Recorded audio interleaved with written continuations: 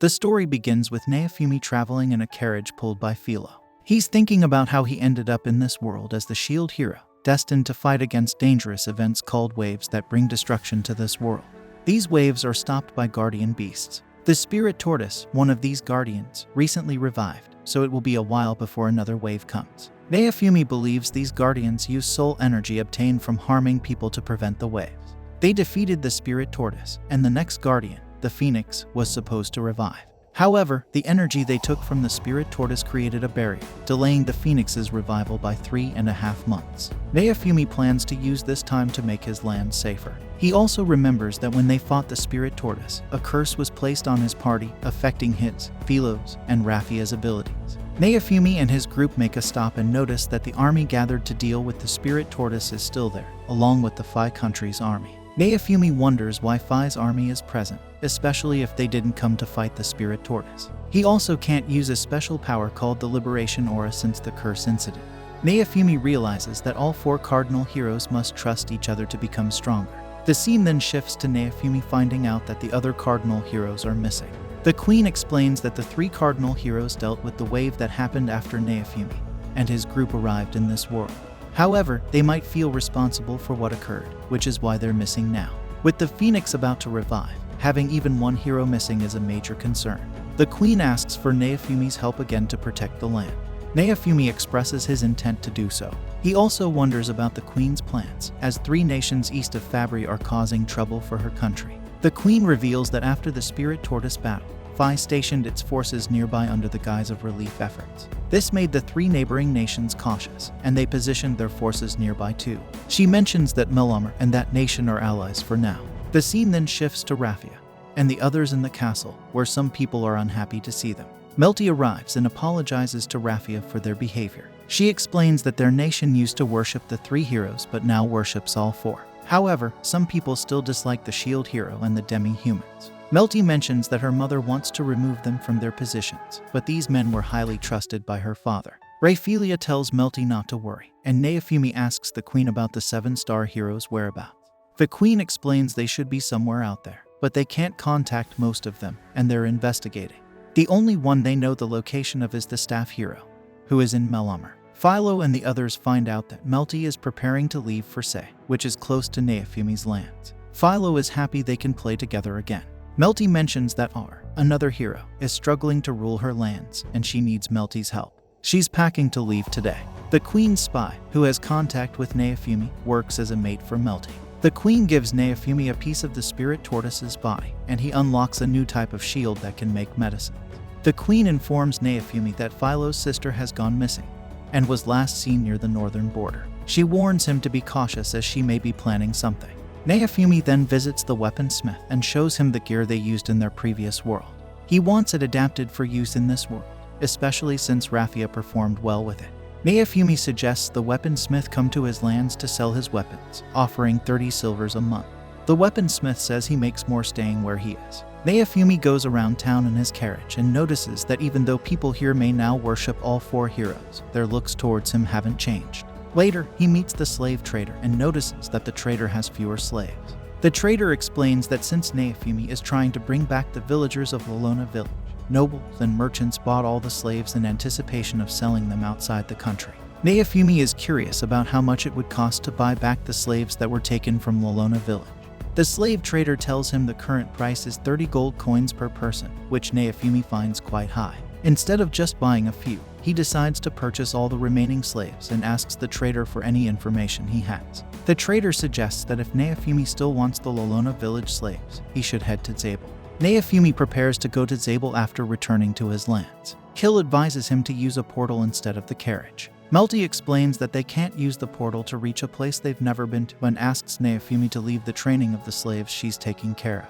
They set off on their journey, and during this time, Naofumi explores how his new shield works. Upon reaching Zabel, Naofumi notices that this country feels vibrant, and there's even an arena here. They go to the shop recommended by the slave trader and find that it's actually a tavern. Inside, they see someone who looks just like the slave trader, who turns out to be the other trader's uncle. He knows Naofumi is a valued customer and invites him inside. The uncle mentions that while there are many enjoyable places above ground in the country, the real excitement lies beneath the city. He reveals a secret door leading to the city's underground and tells Naofumi that what he's looking for has just arrived. They head to an auction house, where they find a demi-human from Lolona village being auctioned. The slave trader explains that slaves forbidden in Melromarc are sold here. Raffia notices that the demi-human girl is lying about being from Lolona village. Bidders start placing offers, and the girl is eventually sold for a high price of 100 gold coins.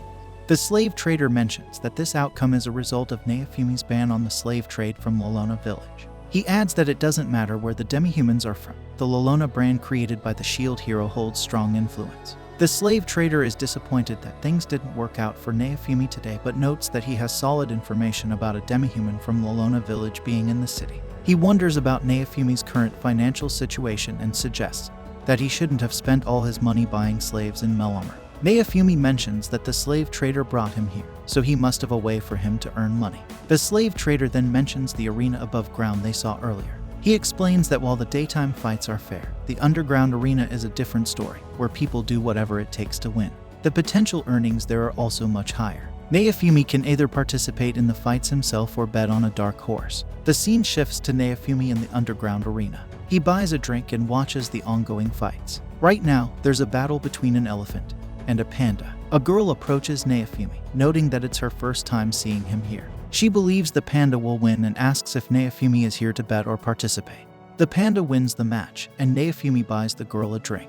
He inquires about the arena's rules. Meanwhile, another match begins between a demi-human named F and a noble named Yuji. The girl explains that participants can enter the arena alone or with a team of up to 3 members. The most popular matches to bet on are the 3-on-3 team battles, and there are no strict rules here. The match between Yuji and F appears to be fixed, and Yuji wins. The girl mentions that even such things are allowed in this arena, and leaves. Naofumi then instructs his party to prepare for underground fights. They'll use masks to hide their identities. He plans to use the money they earn from winning matches, their bets, and prize money to buy back the demi-humans from Lolona village who are up for auction. The scene switches to Naofumi and his team fighting against a group called the Topak family. They seem to be struggling. Philo asks Naofumi why they have to pretend to be weak, and Naofumi explains that by doing so, they can earn more money by betting on themselves if others see them as underdogs. Naofumi instructs Raffia to use illusion magic, making the Topak family believe they're in a tough battle. With the illusion in place, Naofumi's team defeats their opponents. They call themselves the Rock Valley and pretend to be exhausted, as if the fight was challenging. Naofumi then looks at the people in the arena, thinking they've successfully fooled them. The story continues, and Philo picks up a weapon dropped by one of the top members. In the arena, one guy advises Philo to use the weapon to win matches and promote it. Naofumi, disguised as Rock, realizes that the other guy was a sponsor. The announcer announces the next match for Team Rock Valley but notices that several teams have forfeited. He mentions that he will announce the names later. Naofumi, curious about the forfeits, is having a drink when the girl from earlier approaches him. She congratulates him on his first win and notices that he must be in need of money, given that he also placed a bet on himself. Naofumi worries she might report this, but the girl assures him she won't spoil the mood. She proposes they spend the night drinking together in exchange for her silence. Naofumi downs a glass of wine, surprising the girl with his ability to drink wine with rucker fruit in it. He says he can handle a dozen glasses. Naofumi then asks her to share what she knows. They head out into the town for some fresh air. They learn that it's standard to be informed of their next opponent right after the battle. The girl explains that if teams forfeit, they win by default and don't get matched for a while. Naofumi and the girl, Nadia, get surrounded by armed men who demand they die for their teams. Naofumi and Nadia fight the men, with Nadia using her powerful lightning magic to defeat them all. Naofumi realizes that people forfeit because otherwise, they risk getting ambushed in the middle of the night. Nadia warns Naofumi to be careful because their enemies will do whatever it takes. She hopes they don't have to face each other in the Colosseum and prefers that he gives up before having to fight her. Nadia then departs, leaving Naofumi to ponder the challenges they face. The next day, Naofumi notices that more opponents forfeited their matches. After that, they face some monsters, defeating them with ease. However, their illusion magic makes it appear as if they struggle. This illusion doesn't sit well with the sponsor and some of the audience, who aren't happy with Team Rock Valley's victories. With each victory, the prize money keeps increasing, and their illusion tactics make their betting odds better. Naofumi and his party head to the capital city's largest department store, recommended by the slave trader. They plan to get the armor and weapons they need for their matches. Philo also spots a lot of food, so they decide to stock up. While shopping, Naofumi meets the accessory merchant he once protected. The merchant recognizes Naofumi as Rock and reveals that he owns the store. He offers to invest in Naofumi, but Naofumi declines, knowing it would come with strings attached. The merchant proposes a deal, seeking joint rights to the economy of Naofumi's lands, but Naofumi agrees, at most, to let him open a store. The merchant trusts Naofumi's word and leaves. Rishia mentions that the merchant is famous and has a reputation for driving competitors out of business if he dislikes them. Later, Naofumi and his party are in an inn when Rishia informs Naofumi about their next opponent. This opponent fights alone and usually wins or ranks high in the matches. Naofumi suspects they are either strong or have a generous sponsor. Rishia reveals that their opponent's name is Nadia, known for using powerful lightning magic and a harpoon in battle. Raffia thinks Nadia sounds familiar, but dismisses the idea. Rishia notes that this will be the championship due to the many forfeits. Naofumi informs the team that they no longer need to pretend to be weak and encourages them to rest because they'll need it for the upcoming fight. The group prepares for the challenging championship match. The championship match begins, and the announcer asks the audience to predict the winner. The fighters enter the arena, and Nadia remarks that Naofumi should have heeded her warning. Naofumi explains that he has a specific reason for winning. Raffia, going by the alias Shigaraki, wonders if Naofumi knows Nadia. Naofumi mentions that they've had a few conversations. Nadia asks Naofumi if he aims to win to buy the slaves from Lolona village, but she asserts that she won't lose to those who only care about money. The championship battle commences, with Raffia and Nadia using their weapons to duel. Nadia employs her lightning magic, but Naofumi deflects the lightning. Philo attempts to attack Nadia, but the arena gets covered in water. The announcer notes that the battlefield changed rapidly due to their speed, but Naofumi realizes it's the doing of Nadia's sponsor. Nadia believes her sponsor wants an entertaining show and decides to fight seriously. She then transforms into a killer whale, revealing herself as a demi-human. Nadia tries to attack Raffia, but Raffia calls her Sedina, and Sedina recognizes Raffia. She realizes that Rock is, in fact, Naofumi, the shield hero. Sedina confronts Naofumi, asking if he gathered the village children for Raphaelia and the villagers. Naofumi confirms her suspicions. Nadia suggests ending the fight and launches a powerful attack. However, Philo and Raffia combine their efforts to counter her and defeat her. Nadia worries that the sponsors might sell the kids from the village she was working hard to buy back. Naofumi reassures her not to worry about it. The announcer attempts to declare Team Rock as the winner, but he's interrupted. He explains that the sponsors decided to invalidate the final battle. Instead, there will be an exhibition match between the two participating teams, including a new fighter. It's now Nadia and Naofumi's team against the murder clown, and Nadia warns Naofumi that this new fighter is a bit dangerous. The announcer also mentions that betting will start soon, and they will refund the money for the finals right away. The unexpected turn of events sets the stage for the exhibition match with uncertain outcomes.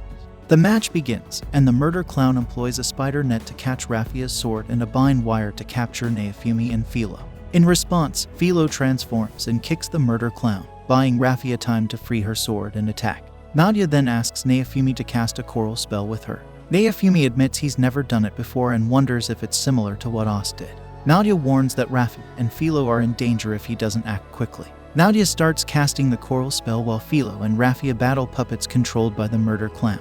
Nadia and Naofumi cast a spell named Descent of the Thunder God on Raffia, but it doesn't harm her. Nadia explains they've given her a coral spell and advises Raffia to use it wisely. Raffia employs the coral spell to defeat the murder clown effortlessly. However, they discover it was a puppet disguised as the clown. The real murder clown appears and tells Naofumi that, according to her estimate, he has 4 buffs. She warns that this will be his downfall as his base strength is too low. She believes that if Naofumi isn't an invincible hero, the other world will destroy him. Confused, Naofumi questions what she means, and the murder clown claims she's fought enough to earn her pay before vanishing. The announcer tries to declare Nadia and Team Rock Valley the winners, but the sponsor intervenes. He states that this match is also invalid due to a major cheating incident.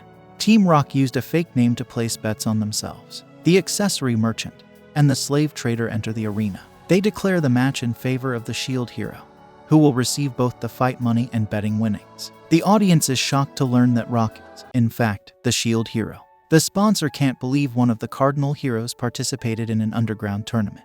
The accessory merchant also mentions that Nadia is the true owner of the Lolona village slaves, bought with her prize money, safeguarding them from being taken away.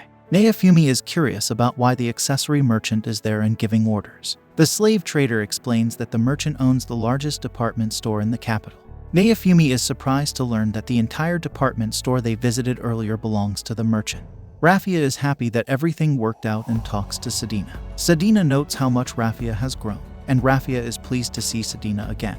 Nadia reintroduces herself to Naofumi as Sadina, and Naofumi introduces himself as well. Sadina expresses gratitude for Naofumi's protection of Raffia, and asks him to look after her in the future. The scene then shifts to Demiurge buying medicine from a doctor. The doctor hopes that Demiurge's sister gets better soon. Demiurge brings the medicine to his sister, Atla, and she welcomes him back warmly. This brings an end to our episode. If you enjoyed it, then don't forget to subscribe our channel for more anime recap.